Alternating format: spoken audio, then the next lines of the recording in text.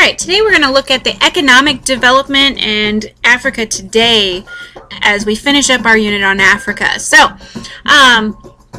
like I said in the previous video, there's a lot of problems that Africans are facing that they really just have to try and figure out solutions to.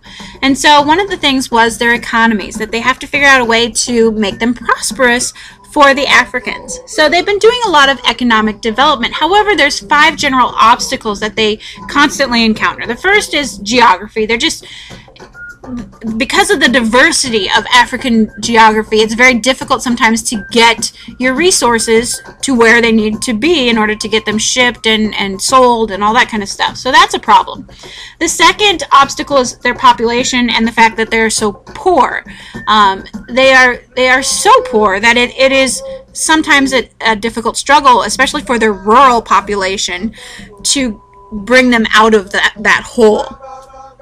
The third is they are still very economically dependent upon imports, and that's a huge expense for them. And so the money that they're spending on imports is not going to be used to help their infrastructure or to help with education or health programs or anything like that. The fourth is that their economic policies, a lot of times it's not in their best interest. They're still being influenced by those European countries, and European countries are going to want to get what they can get out of it. They're not necessarily going to want to help the Africans quite so much.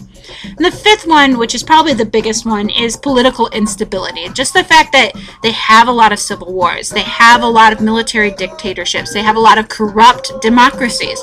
So there's a lot of things that are just kind of working against the African nations in order to make things better. They do need to improve their technology. They need to improve transportation. They need to improve literacy and their poverty levels in order to develop into a more modern and strong continent as a whole, but just as modern and strong countries too. Typically, they don't have the resources to do it, so they tend to go to other things and look for other things to make life a little bit better. One of the things they look at is socialism, and this is where the government controls the resources, which is great, but it doesn't necessarily help your poor people. It does help balance your economy a little bit, but it doesn't really help the poor. So the second thing they're going to look at is a mixed economy, which is kind of a mix of a capitalist economy and a communist economy. However, these mixed economies tend to rely very heavily on foreign aid from the United Nations and from the World Bank. And it does help them to improve their technology and their industry and farming. And most of the programs are successful, but they prove to be at times too expensive. On top of that, even if they were successful, over time you find that they have corrupt officials leading these programs who are siphoning off money and taking money from the programs illegally and all kinds of stuff. So at times it works, but at times it doesn't. And so it's really hard to say that they're a complete success in Africa. Another major decision they have to make is, well, when you are looking at your agriculture, looking at farming, do you want to grow cash crops, which is going to make your country money, or do you want to grow food, which is going to help feed your population? So typically, under the Europeans, the land was used for cash crops. It was used for cotton and tea and coffee. But that's going to make you money, but you're not producing food items, and so the government is still going to have to import in food, which is an expense. The fourth thing that they have to look at is, well, what do you address first? Do you address your city dwellers? Do you address the urban areas first, or do you address the rural areas with your farmers and that kind of stuff? City dwellers who earn very low wages are only going to be able to buy cheap food, but the farmers could only sell their crops for higher prices in order to make a living. And so the government's going to try and pick up the difference for that, but they're not going to be able to do it for very long. They can't sustain that for very long. And so a lot of farmers lose jobs, and then because they lose their jobs farming because they can't afford it anymore, they move to the cities to get a job, and that just creates more overpopulation and all kinds of problems. The fifth thing that they got to consider is their debt crisis. They keep going further and further into debt as they are importing in things and all kinds of stuff. And so for some countries, especially those that had oil production, they will see an increase in their oil prices in the 1970s, and that's pretty much going to crush their development of other programs because they become so reliant on the oil. But the prices for that oil export is eventually going to drop down, and that just plunges Africa into more and more debt because they ignored all the rest of the stuff. And in fact, in some cases, they can't even get any more loans because they can't make their payments on the loans. And so it puts them in a real financial bind.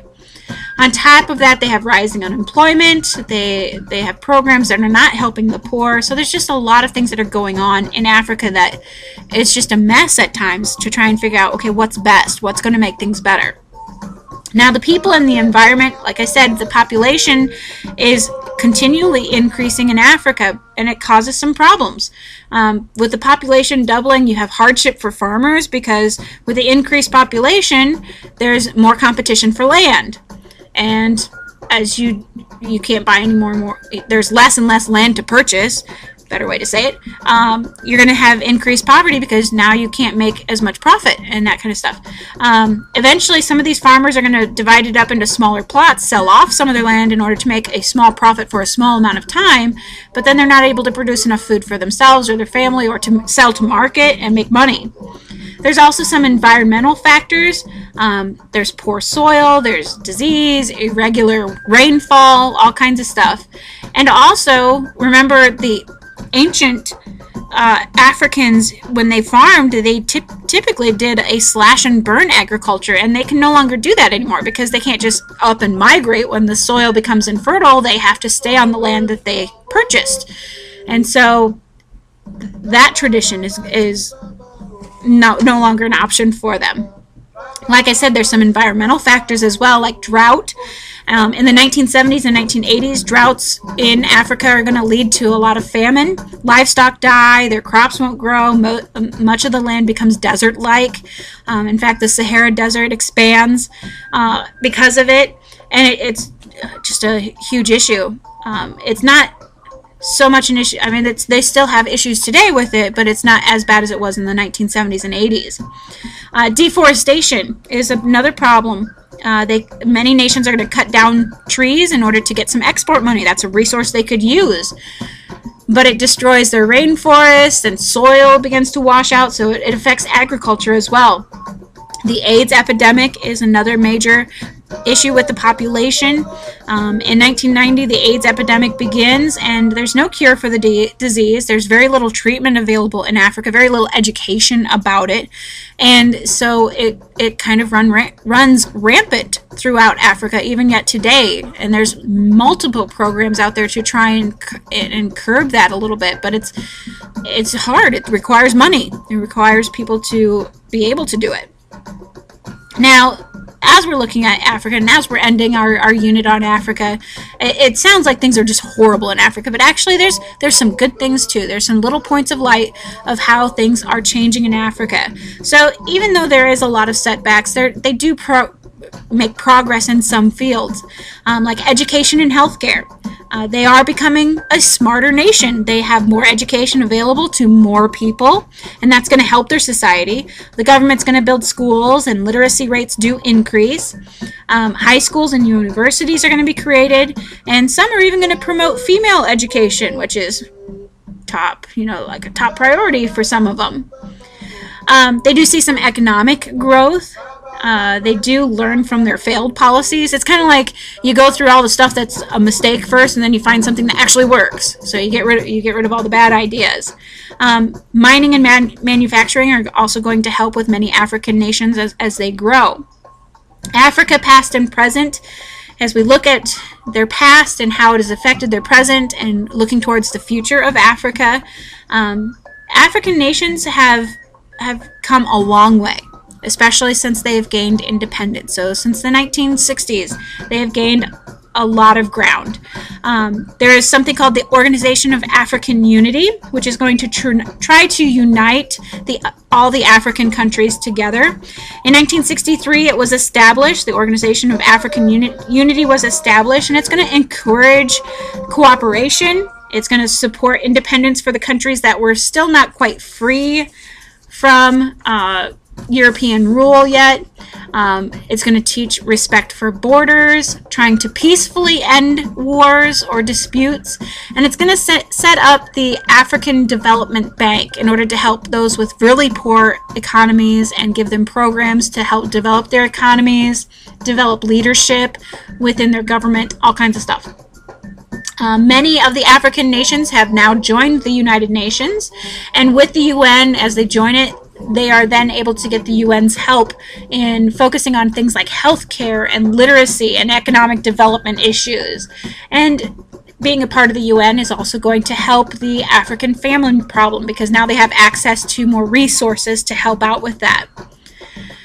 We see in Africa still some tendencies to want to go towards the old patterns, the old ways, the colonial governments, but also just the traditional African governments as well. They still want new technology, and they want increased standards of living, but they also want to keep their traditions, keep that heritage alive, that it wasn't completely wiped out by the colonial Europeans. For women in Africa, most of them still live in rural areas. In many cases, the women stay at home on the farm while the man goes to the city to get a job and send money back. Men tend to have jobs in factories where they get a little bit better pay, and women run the farms and raise the children at home. Some women go to elementary school. Most of them have no secondary education because they need to help at home when there's multiple kids, kind of thing. And so illiteracy among African women is actually relatively high. On average, it's about 70% are illiterate. And so that's something that is another thing that they're looking to change or to make a difference in.